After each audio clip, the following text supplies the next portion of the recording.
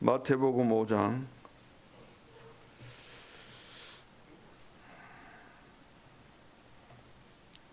1절로 13절 말씀까지, 마태복음 5장 1절로 13절 말씀까지 같이 읽겠습니다.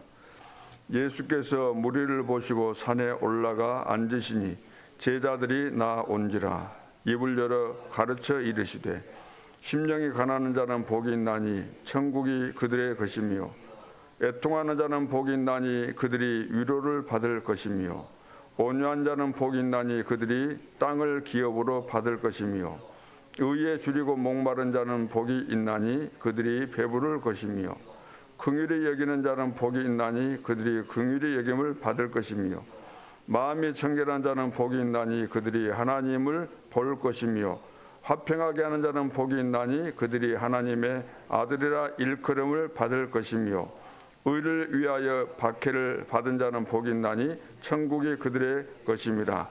나로 말미암아 너희를 욕하고 박해하고 거짓으로 너희를 거슬러 모든 악한 말을 할 때에는 너희에게 복이 있나니 기뻐하고 즐거워하라. 하늘에서 너희의 상이 큽니다. 너희 전에 있던 선지자들도 이같이 박해하였느니라.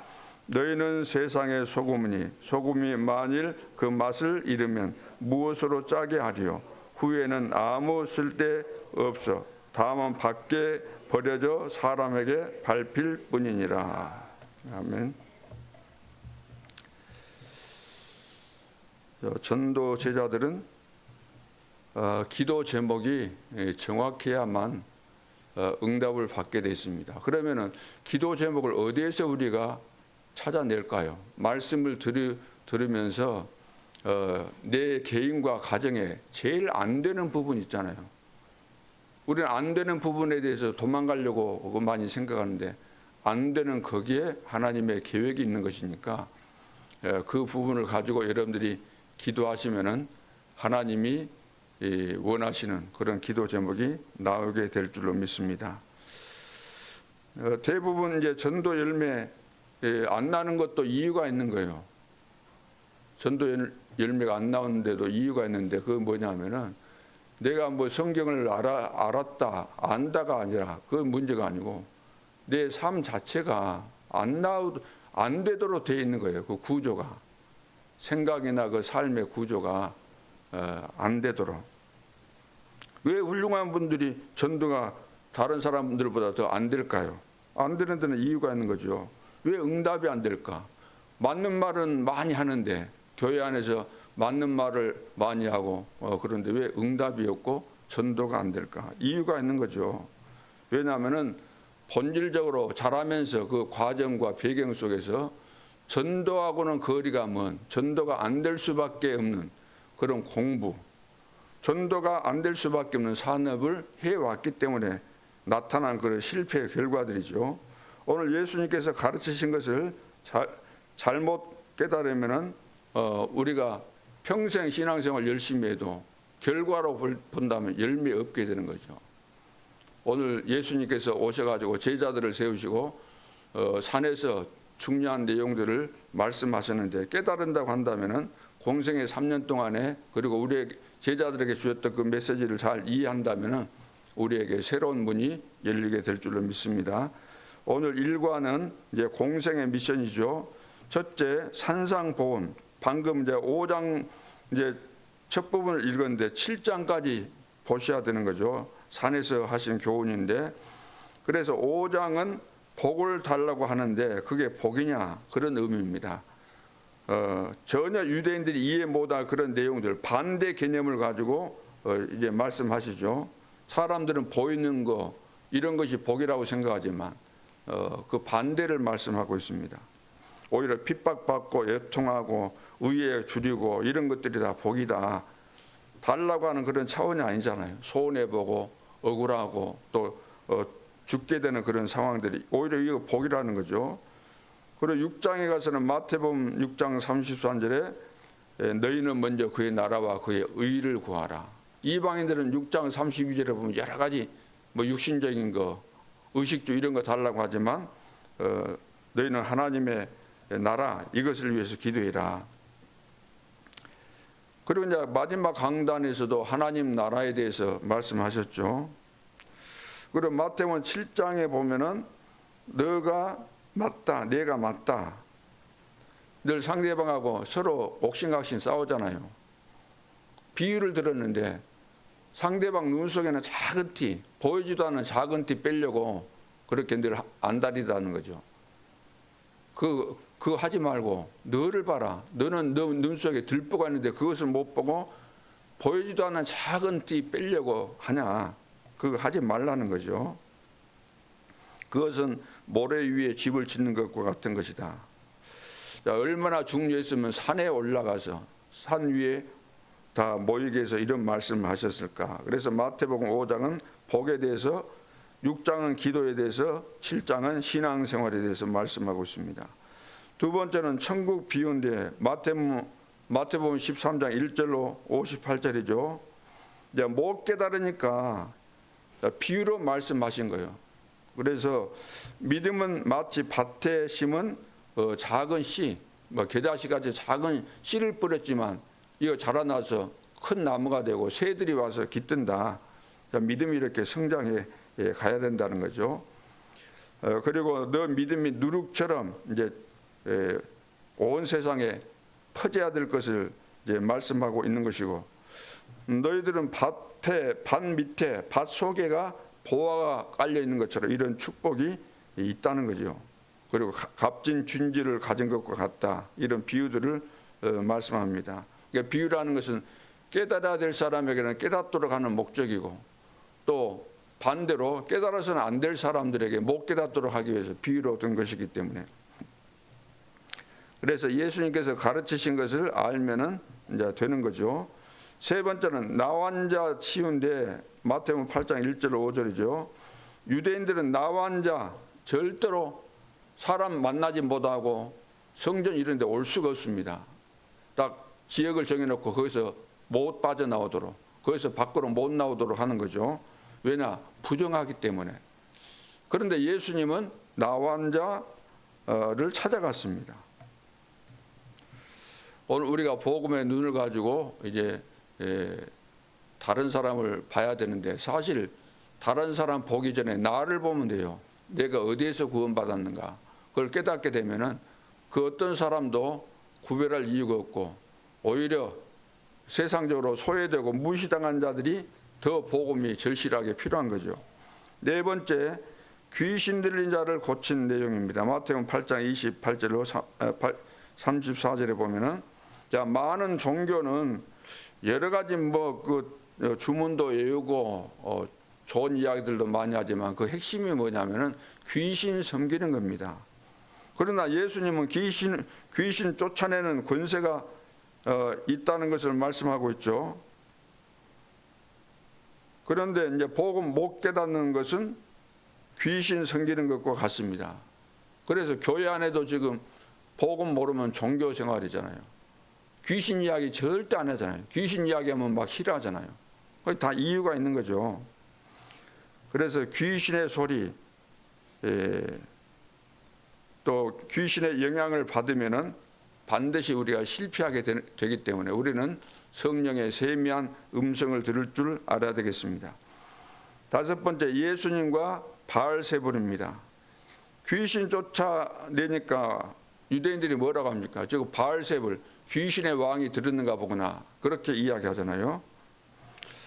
귀신의 왕인가? 그 왕이 아니고 완전히 이제 거꾸로 이 사람들이 깨달은 거죠. 이제 귀신이 있다는 것도 모를 거예요. 믿지도 않고. 언제도 이해 안 되는데 귀신의 역사가 이해됐다고 한다면 왜 안 믿겠습니까?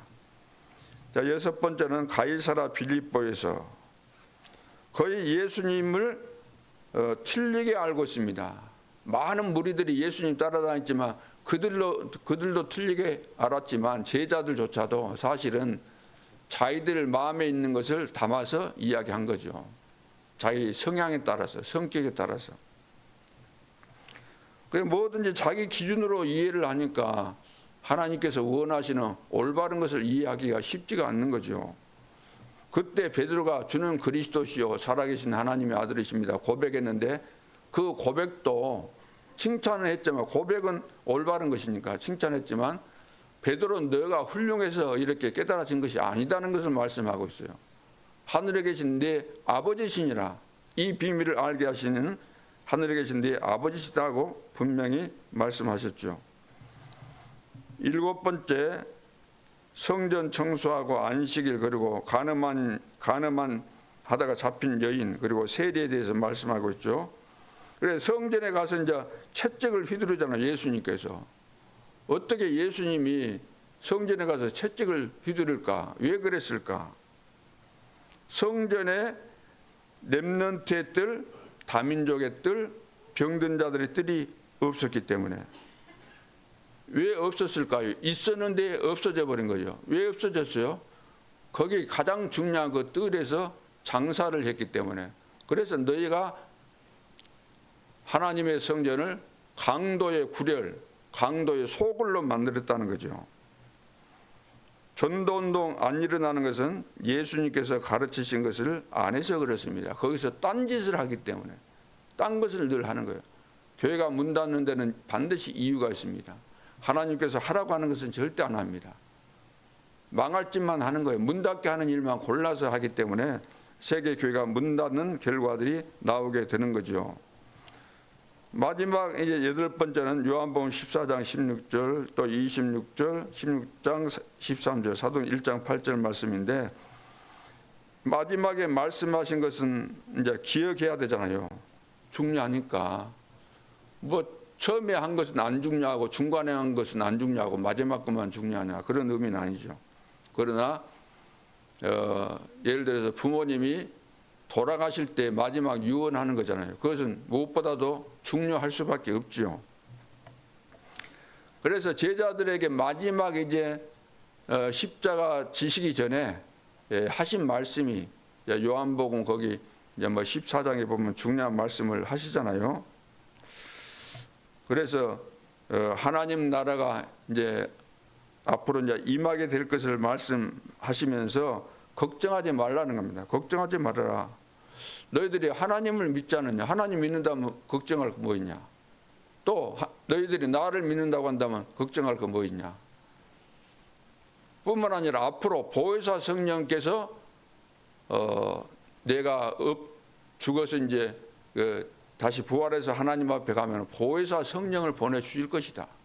그분이 오시면 영원토록 여러분 속에 있을 것이고, 보혜사, 보호하시고 은혜를 주시고 가르쳐 주실 것이다. 깨닫게 하실 것이다. 염려하지 말라는 거죠. 그러면서 부활 후 마지막 강단 감람산에서 40일 동안 하신 말씀이 하나님 나라의 일에 대해서 말씀을 하시죠. 자, 그래서 지금도 그 이름으로 기도하면 역사가 일어나게 되어 있습니다. 그래서 영세전 그리스도, 성육신 그리스도, 부활하신 그리스도, 재림주, 심판주 그리스도. 그래서 그분은 어제나 오늘이나 영원토록 동일하신 분이시고 지금도 살아계시기 때문에 내 이름으로 기도하라. 기도하면 역사한다. 분명히 말씀하셨죠. 요한복음 14장 13절 14절에도 말씀하셨고, 요한복음 16장 24절에 지금까지는 너희가 내 이름으로 아무것도 구하지 아니하였으나 구하라. 그리하면 받으리니 너희 기쁨이 충만하리라.